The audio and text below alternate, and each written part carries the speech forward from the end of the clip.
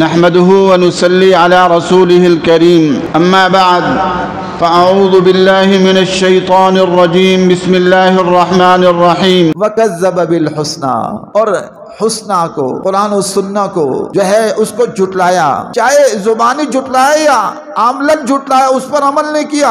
آج امت مسلمہ کا ایک بڑا طبقہ گناہوں کی طرف چل رہا ہے۔ میں نے دیکھا وہاں پر کابل میں مظاہرے ہو رہے ہیں، ہمیں طالبان نہیں چاہیے، امارت اسلامی نمی خواہیم، ہمیں آزادی چاہیے۔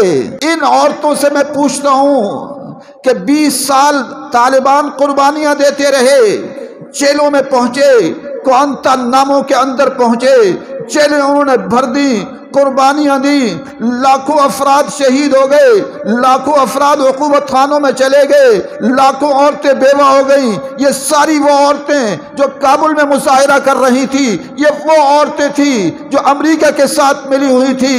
امریکہ کے لیے انہوں نے ایک دن بھی مظاہرہ نہیں کیا کہ ہم امریکہ کو نہیں چاہتے، برطانیہ کو نہیں چاہتے، ان کے ساتھ ملی رہیں۔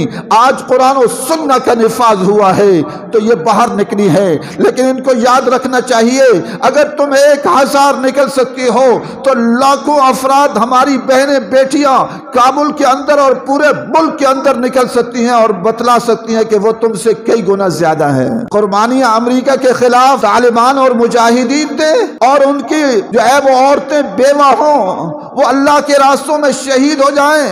لاکھوں افراد شہید ہو گئے، لاکھوں عورتیں بیوہ ہو گئیں، لاکھوں عورتیں جو ہے وہ معذور ہو گئیں، بچے شہید کر دیے گئے۔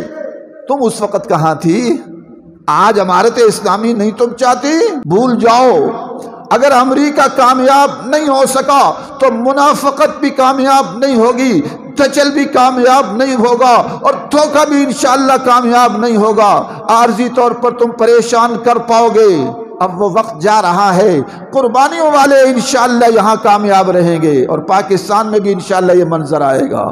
طالبان صرف وہاں نہیں ہوگے، طالبان انشاءاللہ پاکستان میں بھی آئیں گے۔ یا آرام سے قبول کر لو، اور اگر آرام سے قبول نہیں کرو گے تو جیسے افغانستان میں امریکہ نے مجبوراً قبول کیا، قبول کرنا پڑے گا۔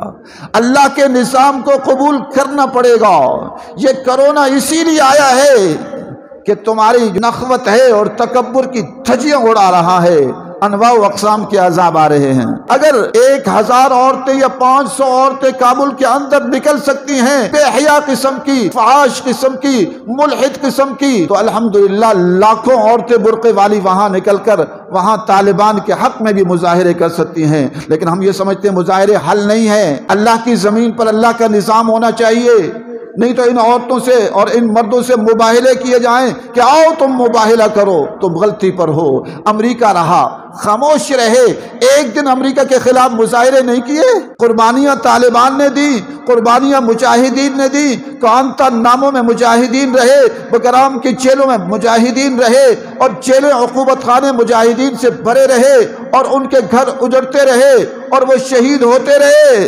انہوں نے کبھی مظاہرہ نہیں کیا۔ امریکہ نمی خواہ ہیں، امریکہ نہیں چاہتی ہم۔ آج تم ہوتی کون ہو کہنے والی کہ ہم اسلامی نظام کو نہیں چاہتی؟ اسلامی نظام کو جو نہیں چاہے گا انشاءاللہ دنیا اور آخرت کے عذاب میں مبتلا ہوگا۔